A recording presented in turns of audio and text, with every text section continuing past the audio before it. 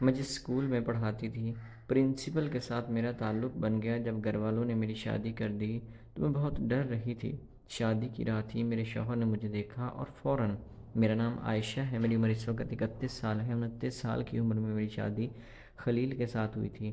تو دوستوں، میں آپ کو اپنی زندگی کے بارے میں ایک تلخ حقیقت بتانے جا رہی ہوں۔ جو غلطی گناہ میں نے آج سے 7 سال پہلے کیا تھا وہ آج بھی مجھے بھگتنا پڑ رہا ہے، اور نہ جانے کب تک میرے ساتھ یہ سب ہوتا رہے گا۔ تو کہانی شروع کرتے ہیں۔ 23 سال کی عمر میں نے اپنی پڑھائی مکمل کی تو میں نے گھر والوں سے مشورہ کیا تو مجھے نوکری کرنی ہے۔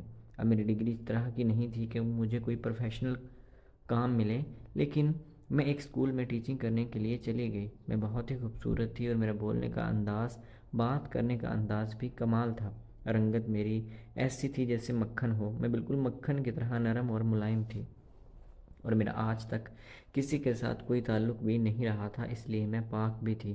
مجھے اس چیز کا بہت غرور تھا۔ بس پھر کیا تھا کہ اسکول کے پرنسپل نے مجھے دیکھتے ہی نوکری دے دی، اور جو ان کے مینجمنٹ میں تھی اس فیمیل نے چلے جانا تھا تو فوراً سے پہلے انہوں نے مجھے وائس پرنسپل کی پوسٹ بھی دے دی تھی، اور مجھے اچھی خاصی تنخواہ بھی ملتی تھی۔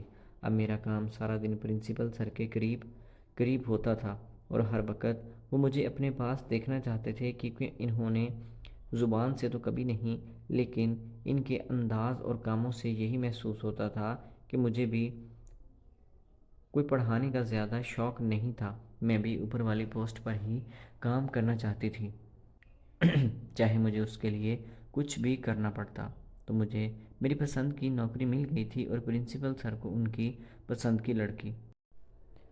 اب اسی طرح سے کام چلنے لگا تھا۔ میں صبح صبح ٹیچر سے پہلے جاتی تھی اور جاتے ہی پرنسپل سر کے آفس میں چلی جاتی، اور وہاں پر آج پورے دن کیا روٹین ہوگی مجھے وہ گائیڈنس دیتے تھے اور میں ٹیچرز کو بتاتی تھی، اور چھٹی کے بعد 1 ڈیڑھ گھنٹہ بھی میں ان کے آفس میں ہی ہوتی تھی۔ باقی سارے ٹیچرز چلی جاتی تھی اور صفائی والا عملہ اپنا کام کر رہا ہوتا تھا، اور آفس میں صرف میں اور پرنسپل سر ہی ہوا کرتے تھے۔ چھٹی کے بعد ہم سارا دن جو بھی کچھ ہوا ہو وہ ڈسکس کرتے تھے، اور رپورٹ میں ان کو سبمٹ کروا کر ہی جایا کرتی تھی، اور اس میں چاہے مجھے کتنا ہی وقت کیوں نہ لگ جائے۔ اب یہاں تک تو ٹھیک تھا، لیکن کچھ دن گزرنے کے بعد پرنسپل سر نے دوپہر کا کھانا بھی منگوانا شروع کر دیا تھا۔ اب میں ان کے ساتھ پہلے کھانا کھاتی اور ساتھ ہی ساتھ ہم کام کی بات بھی کر لیا کرتے تھے۔ ایک دن پرنسپل سر مجھ سے کہنے لگے کہ عائشہ، میں سوچ رہا ہوں کہ تمہاری تنخواہ بہت کم ہے، تمہاری تنخواہ بڑھا دوں، لیکن تمہیں اس کے لیے تھوڑا ایکسٹرا کام بھی کرنا ہوگا۔ میں نے جب یہ بات سنی تو میں نے فوراً سے پہلے ہاں کر دی کہ کیوں نہیں سر، آپ جو کہیں گے میں وہ کرنے کے لیے تیار ہوں۔ اور سر نے کہا کہ ابھی میں صرف تمہاری تنخواہ بڑھا رہا ہوں، کام میں تمہیں کچھ دنوں میں بتا دوں گا۔ میں نے خوشی خوشی ان کی آفر قبول کر لی تھی اور پہلے سے زیادہ محنت اور جستجو سے کام کرنے لگی تھی۔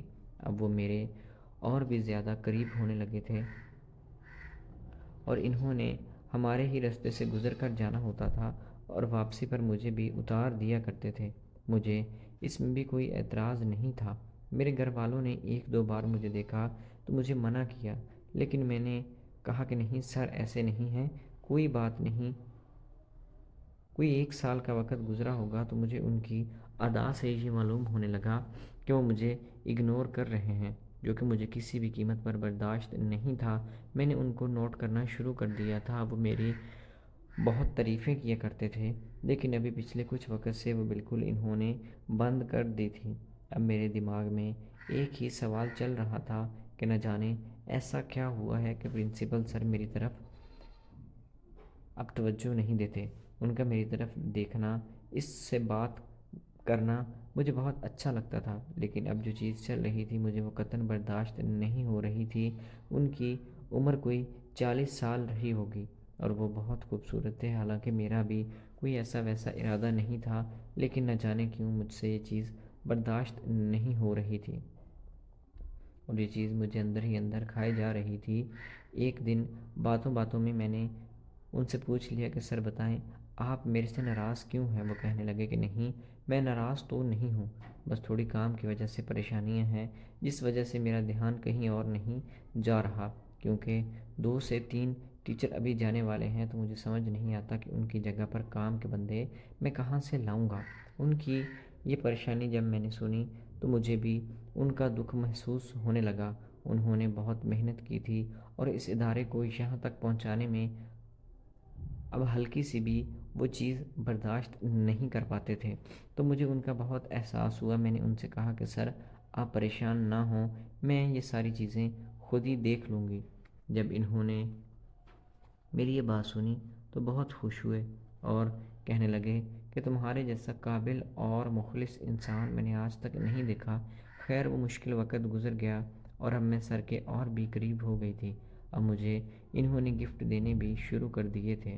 مجھے نہیں پتا تھا کہ میرے ساتھ کیا ہونے والا ہے۔ ایک دن بارش بہت تیز ہو رہی تھی، صبح سے ہی سٹارٹ تھی۔ میں سارا دن پرنسپل سر کے پاس ہی رہی تھی، ان کے آفس میں۔ وہ مجھے کہنے لگے کہ دیکھو موسم کتنا سہانا ہے، کیوں نہ ہمیں کچھ ایسا کرنا چاہیے کہ جس سے تم بھی ہمیشہ کے لیے یاد رکھ سکو اور میں بھی کبھی نہ بھول پاؤں۔ کچھ حسین یادیں ہمیں بنانی چاہیے۔ مجھے نہیں پتا تھا کہ وہ کس چیز کی بات کر رہے ہیں، بس وہ میری آنکھوں میں ایسے دیکھ رہے تھے کہ مجھے سمجھ ہی نہیں آیا کہ میں کب ان کی آنکھوں میں گرتی چلی گئی۔ وہ میری طرف بڑھنے لگے اور میں نے بھی قدم نہ روکا اور ان کی طرف میں بھی لپکتی ہوئی چلی گئی۔ انہوں نے آفس کی کنڈی لگا لی اور مجھے پکڑا اور پہلے ہی میں اپنا کام کر دکھایا۔ جب میں فری ہوئی تو مجھے تب ہوش آیا کہ میں نے کتنا غلط کیا ہے۔ خیر میں اس بات کو کہیں بھی باہر نہیں نکالنا چاہتی تھی کہ جو ہونا تھا وہ ہو گیا، اب بدنامی میں مزید نہیں اٹھا سکتی۔ مجھے نہیں پتا تھا کہ ہمیں یہ سب کرتے ہوئے کس نے دیکھا اور بات پورے علاقے میں پھیل چکی تھی۔ میں کہیں بھی منہ دکھانے لائق نہیں رہی تھی۔ میرے گھر والے بھی ہر کسی سے نظریں چراتے تھے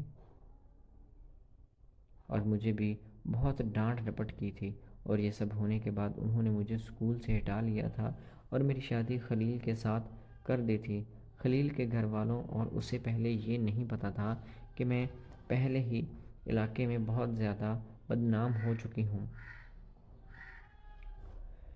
شادی کی رات ہی خلیل نے جب دیکھا کہ وہ پہلا نہیں ہے جس نے یہ کام کیا ہے، اس سے پہلے کوئی اپنی منزل کو پا چکا ہے اور میں اسے پاکیزہ حالت میں نہیں ملی۔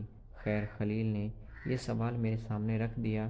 میں ٹال مٹول سے کام لینے لگی اور اس سے کچھ وقت مانگا کہ میں تمہیں کوئی غلط فہمی میں نہیں رکھنا چاہتی، میں تمہیں سارا کچھ کلیئر کر دوں گی۔ لیکن جب میں کچھ نہ بتا سکی تو 2 مہینے بعد بہت شدید قسم کی لڑائی ہمارے درمیان ہوئی اور خلیل نے مجھے گھر سے نکال دیا اور اب میں اپنے ماں باپ کے گھر میں رہتی ہوں۔ شادی کے 2 مہینے بعد ہی میں اپنے شوہر سے علیحدہ ہو چکی تھی۔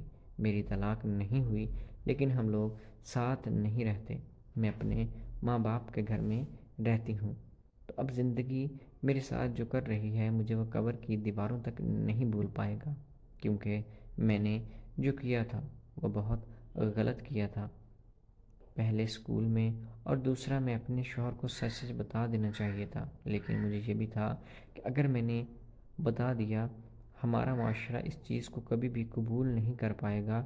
میں نے جو کیا تھا وہ غلط تھا، وہ گناہ تھا، لیکن میرے سے جو غلطی ہوئی مجھے آج تک نہیں پتا کہ اس کی تلافی کرنے کے لیے مجھے کیا کرنا چاہیے۔ تو دوستو میری آپ سب لوگوں سے گزارش ہے کہ مجھے اس مصیبت سے نکلنے میں کوئی راہ دکھا دیں۔ اللہ تعالیٰ سے دعا ہے کہ اللہ تعالیٰ سب کی بہن بیٹیوں کی عزتیں محفوظ